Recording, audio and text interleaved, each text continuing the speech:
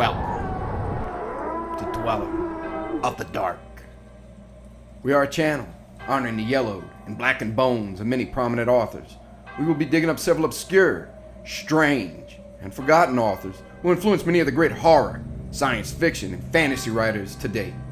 Comment below if you like. If you have authors that you'd like to see recognized, list them in the comments or contact our author page. Subscribe for more tales of the horrifying, obscure, strange, and forgotten. We'll have quite a collection climbing out of the tombs. If you like any of our tales, ring the bell and crush the like button below. Authors, always looking for fresh blood. Subscribe and contact us for more information. Check out our other stories on YouTube and our websites. On YouTube, Dweller of the Dark. Official website, dwellerofthedark.com. You can find us on Facebook at Jeffrey LeBlanc Horror Writer. Find our books on Amazon. Follow us on Twitter, Instagram, Patreon, and Bandcamp. Dweller of the Dark. The Moonlit Road by Ambrose Bierce. 1. Statement of Joel Hetman, Jr. I am the most unfortunate of men. Rich, respected, fairly well educated, and of sound health, with many other advantages, usually valued by those having them and coveted by those who have them not. I sometimes think that I should be less unhappy if they had been denied me, for then the contrast between my outer and my inner life would not be continually demanding a painful attention. In the stress of privation and the need of effort, I might sometimes forget the somber secret, ever baffling the conjecture that it compels. I am the only child of Joel and Julia Hetman. The one was a well-to-do country gentleman, the other a beautiful and accomplished woman to whom he was passionately attached, with what I know now to have been a jealous and exacting devotion. The family home was a few miles from Nashville, Tennessee. A large, irregularly built dwelling of no particular order of architecture, a little way off the road, in a park of trees and shrubbery. At the time of which I write, I was 19 years old, a student at Yale. One day I received a telegram from my father of such urgency that in compliance with its unexplained demand, I left at once for home. At the railway station in Nashville, a distant relative awaited me to apprise me of the reason for my recall. My mother had been barbarously murdered. Why and by whom, none could conjecture. But the circumstances were these. My father had gone to Nashville, intending to return the next afternoon. Something prevented his accomplishing the business in hand, so he returned on the same night, arriving just before the dawn. In his testimony before the coroner, he explained that having no latchkey and not caring to disturb the sleeping servants, he had, with no clearly defined intention, gone round to the rear of the house. As he turned an angle of the building, he heard a sound as of a door gently closed and saw in the darkness, indistinctly, the figure of a man, which instantly disappeared among the trees of the lawn. A hasty pursuit and brief search of the grounds, in the belief that the trespasser was someone secretly visiting a servant, proving fruitless. He entered at the unlocked door and mounted the stairs to my mother's chamber. Its door was open, and stepping into black darkness, he fell headlong over some heavy object on the floor. I may spare myself the details. It was my poor mother, dead of strangulation by human hands. Nothing had been taken from the house. The servants had heard no sound, and excepting those terrible finger marks upon the dead woman's throat, dear God, that I might forget them, no trace of the assassin was ever found. I gave up my studies and remained with my father, who, naturally, was greatly changed. Always of a sedate taciturn disposition, he now fell into so deep a dejection that nothing could hold his attention, yet anything, a footfall, the sudden closing of a door, aroused in him a fitful interest. One might have called it an apprehension. At any small surprise of the senses, he would start visibly and sometimes turn pale, then relapse into a melancholy apathy, deeper than before. I suppose he was what is called a nervous wreck. As to me, I was younger then than now. There is much in that. Youth is Gilead, in which is balm for every wound. Ah, that I might again dwell in that enchanted land. Unacquainted with grief, I knew not how to appraise my bereavement. I could not rightly estimate the strength of the stroke. One night, a few months after the dreadful event, my father and I walked home from the city. The full moon was about 3 hours above the eastern horizon. The entire countryside had the solemn stillness of a summer night. Our footfalls and the ceaseless song of the katydids were the only sound aloof.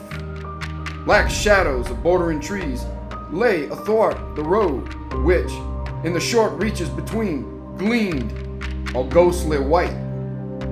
As we approached the gate to our dwelling, whose front was in shadow and in which no light shone, my father suddenly stopped and clutched my arm, saying, hardly above his breath, God, what is that?" "I hear nothing," I replied. "But see, he said, pointing along the road directly ahead. I said, "Nothing is there. Come, father, let us go in. You are ill." He had released my arm and was standing rigid and motionless in the center of the illuminated roadway, staring like one bereft of sense. His face in the moonlight showed a pallor and fixity inexpressibly distressing. I pulled gently at his sleeve, but he had forgotten my existence. Presently, he began to retire backward, step by step, never for an instant removing his eyes from what he saw, or thought he saw. I turned half round to follow, but stood irresolute. I do not recall any feeling of fear, unless a sudden chill was its physical manifestation. It seemed as if an icy wind had touched my face and enfolded my body from head to foot.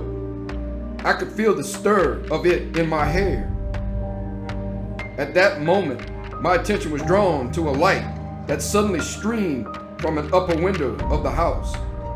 One of the servants, awakened by what mysterious premonition of evil who can say, and in obedience to an impulse that she was never able to name, had lit a lamp.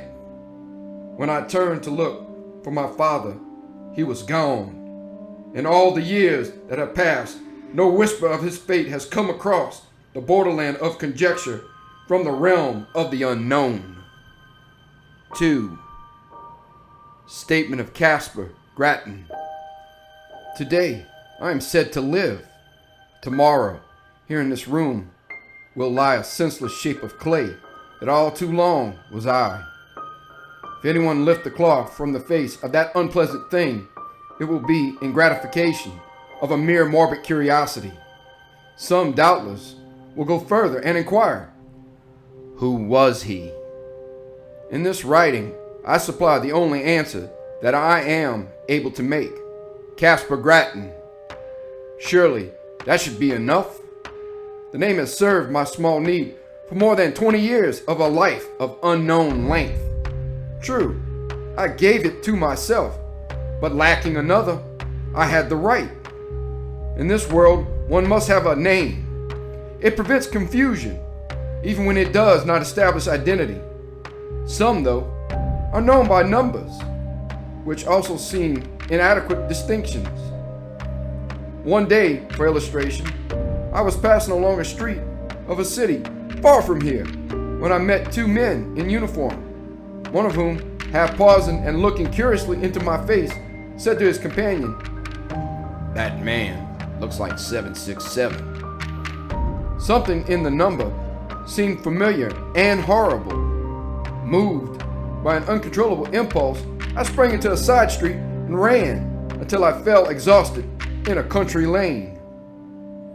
I have never forgotten that number, and always it comes to memory, attended by gibbering, obscenity, peals of joyless laughter, the clang of iron doors. So I say a name, even if self-bestowed, is better than a number. In the register of the potter's field, I shall soon have both. What wealth! Of him who shall find this paper, I must beg a little consideration. It is not the history of my life, the knowledge to write that is denied me. This is only a record of broken and apparently unrelated memories, some of them as distinct and sequent as brilliant beads upon a thread, others remote and strange, having the character of crimson dreams, with interspaces blank and black, witch fires glowing still and red in a great desolation. Standing upon the shore of eternity, I turned for a last look landward over the course by which I came. There are 20 years of footprints fairly distinct, the impressions of bleeding feet. They lead through poverty and pain, devious and unsure, as of one staggering beneath a burden, remote, unfriended, melancholy, slow. Ah, the poet's prophecy of me, how admirable, how dreadfully admirable. Backward beyond the beginning of this Via Dolorosa, this epic of suffering with episodes of sin, I see nothing clearly. It comes out of a cloud. I know that it spans only 20 years, yet I am an old man. One does not remember one's birth.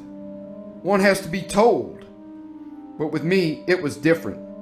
Life came to me full-handed and dowered me with all my faculties and powers. Of a previous existence, I know no more than others, for all have stammering intimations that may be memories and may be dreams. I know only that my first consciousness was of maturity in body and mind, a consciousness accepted without surprise or conjecture. I merely found myself walking in a forest, half-clad, footsore, unutterably weary and hungry. Seeing a farmhouse, I approached and asked for food, which was given me by one who inquired my name. I did not know, yet knew that all had names. Greatly embarrassed, I retreated, and night coming on, lay down in the forest and slept. The next day I entered a large town, which I shall not name, nor shall I recount further incidents of the life that is now to end, a life of wandering, always and everywhere haunted by an overmastering sense of crime in punishment of wrong, and of terror in punishment of crime. Let me see if I can reduce it to narrative. I seem once to have lived near a great city, a prosperous planter, married to a woman whom I loved and distrusted. We had, it sometimes seems, one child, a youth of brilliant parts and promise. He is at all times a vague figure, never clearly drawn, frequently altogether out of the picture. One luckless evening, it occurred to me to test my wife's fidelity in a vulgar, commonplace way familiar to everyone who has acquaintance with the literature of fact and fiction. I went to the city, telling my wife that I should be absent until the following afternoon. But I returned before daybreak and went to the rear of the house, proposing to enter by a door with which I had secretly so tampered that it would seem to lock, yet not actually fasten. As I approached it, I heard it gently open and close, and saw a man steal away into the darkness. With murder in my heart, I sprang after him, but he had vanished, without even the bad luck of identification. Sometimes now, I cannot even persuade myself that it was a human being. Crazed with jealousy and rage, blind and bestial, With all the elemental passions of insulted manhood, I entered the house and sprang up the stairs to the door of my wife's chamber. It was closed, but having tampered with its lock also, I easily entered and despite the black darkness soon stood by the side of her bed. My groping hands told me that although disarranged, it was unoccupied. She is below, I thought, and terrified by my entrance has evaded me in the darkness of the hall. With the purpose of seeking her, I turned to leave the room, but took a wrong direction, the right one. My foot struck her, cowering in a corner of the room. Instantly, my hands were at her throat, stifling a shriek. My knees were upon her struggling body, and there in the darkness, without a word of accusation or reproach, I strangled her till she died. There ends the dream. I have related it in the past tense, but the present would be the fitter form, for again and again the somber tragedy reenacts itself in my consciousness. Over and over I lay the plan, I suffer the confirmation, I redress the wrong, then all is blank, and afterward the rains beat against the grimy window panes, or the snows fall upon my scant attire. The wheels rattle in the squalid streets where my life lies in poverty and mean employment. If there is ever sunshine, I do not recall it. If there are birds, they do not sing.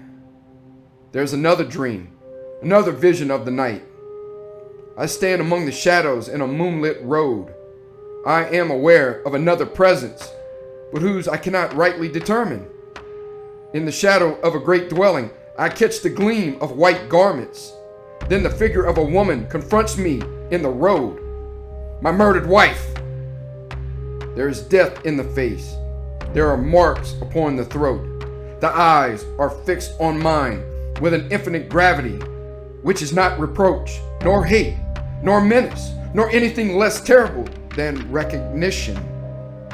Before this awful apparition, I retreat in terror, a terror that is upon me as I write. I can no longer rightly shape the words. See, they. Now I am calm, but truly, there is no more to tell. The incident ends where it began, in darkness and in doubt.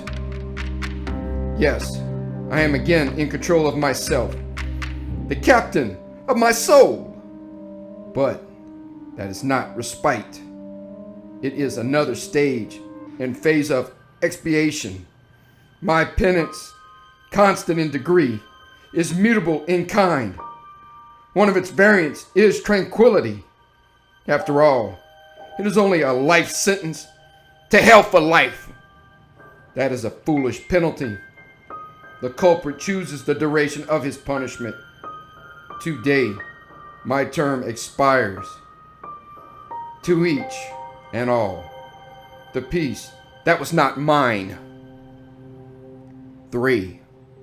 Statement of the late Julia Hetman through the medium Bayrolls.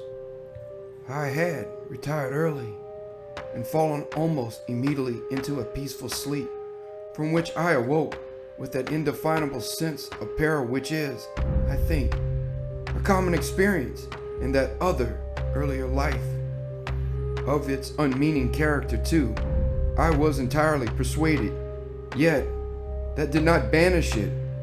My husband, Joel Hetman, was away from home. The servants slept in another part of the house. But these were familiar conditions. They had never before distressed me. Nevertheless, a strange terror grew so insupportable that, conquering my reluctance to move, I sat up and lit the lamp at my bedside. Contrary to my expectation, this gave me no relief. The light seemed rather an added danger, for I reflected that it would shine out under the door, disclosing my presence to whatever evil thing might lurk outside. You that are still in the flesh, subject to horrors of the imagination, think what a monstrous fear that must be which seeks in darkness security from malevolent existences of the night.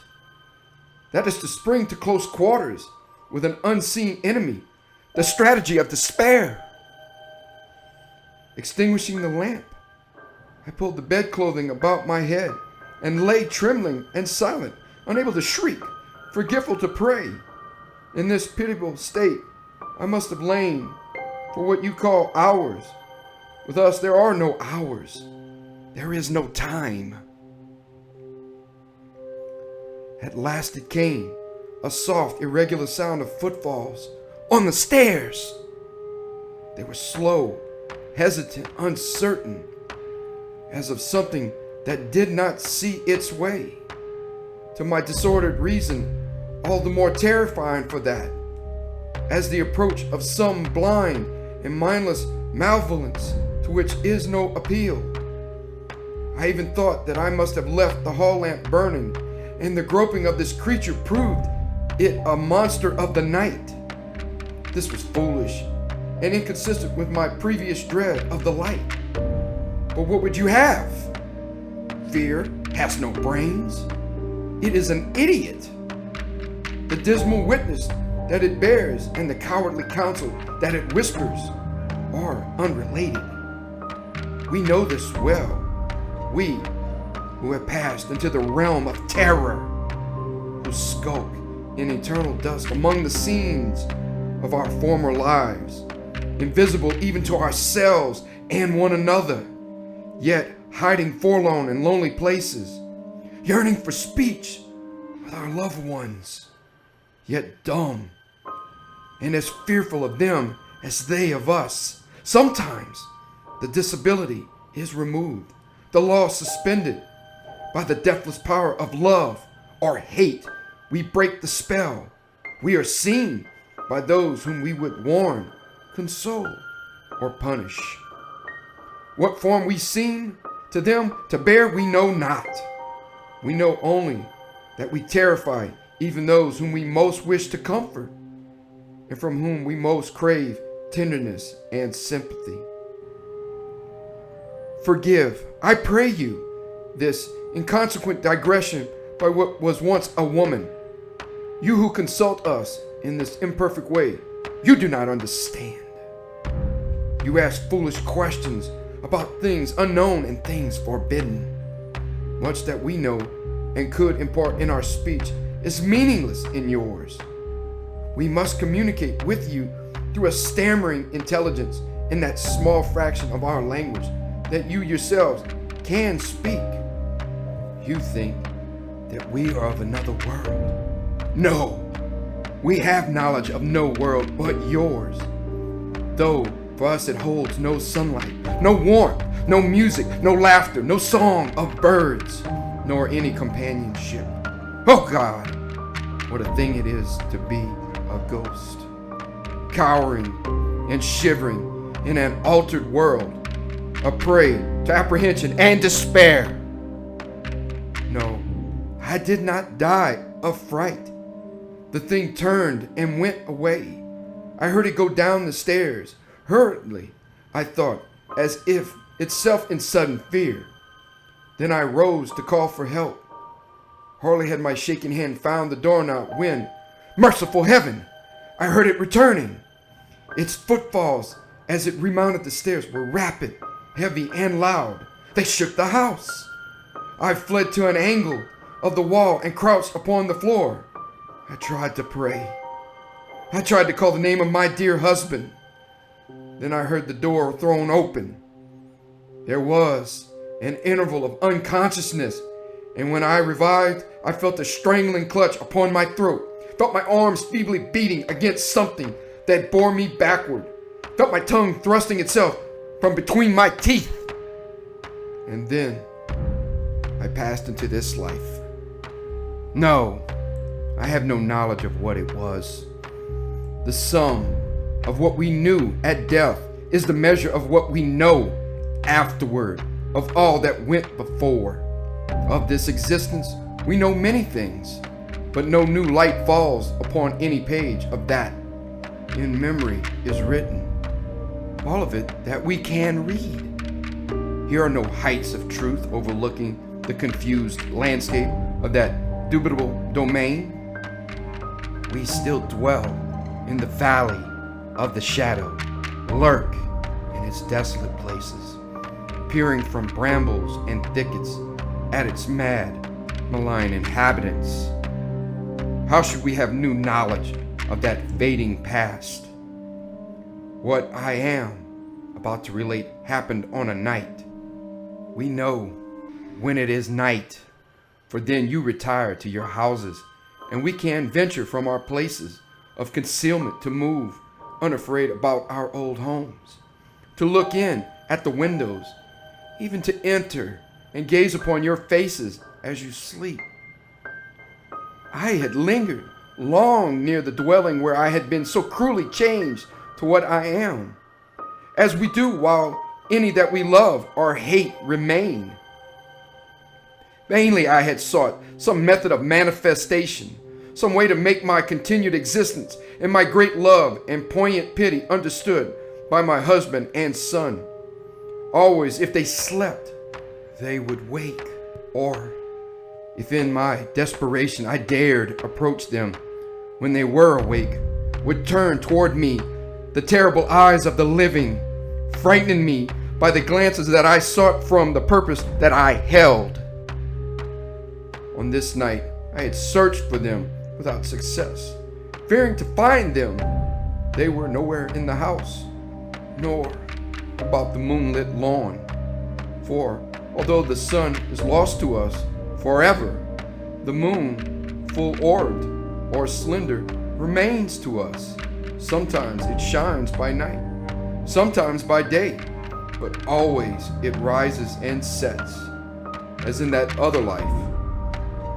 I left the lawn and moved in the white light and silence along the road, aimless and sorrowing. Suddenly I heard the voice of my poor husband in exclamations of astonishment, with that of my son in reassurance and dissuasion. And there, by the shadow of a group of trees, they stood, near, so near. Their faces were toward me, the eyes of the elder man fixed upon mine. He saw me, at last, he saw me. In the consciousness of that, my terror fled, as a cruel dream. The death spell was broken. Love had conquered law. Mad with exultation, I shouted. I must have shouted. He sees me, he will understand.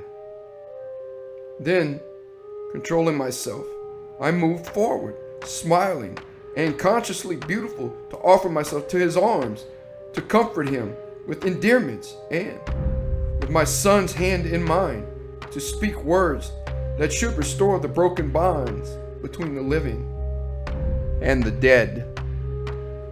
Alas, alas! His face went white with fear. His eyes were as those of a hunted animal. He backed away from me as I advanced, and at last turned and fled into the wood, whither it is not given to me to know. To my poor boy, left doubly desolate, I have never been able to impart a sense of my presence. Soon, he too must pass to this life invisible and be lost to me forever. Thank you for listening. Have a great night.